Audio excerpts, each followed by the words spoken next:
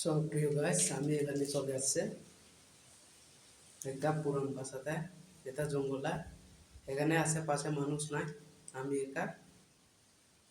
আসলে মানুষের জীবনে তো এমনই, যদি কিছুটা কষ্ট করলে অবশ্যই এটা ফল পাবে অবশ্যই।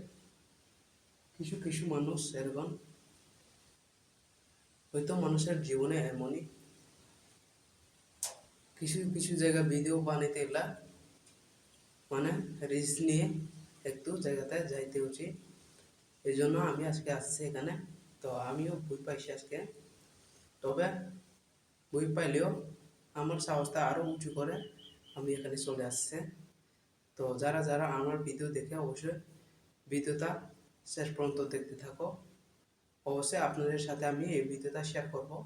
তো ভিডিওটা ভালো লাগলে লাইক কমেন্ট শেয়ার করেন। অবশ্যই ভালো থাকেন।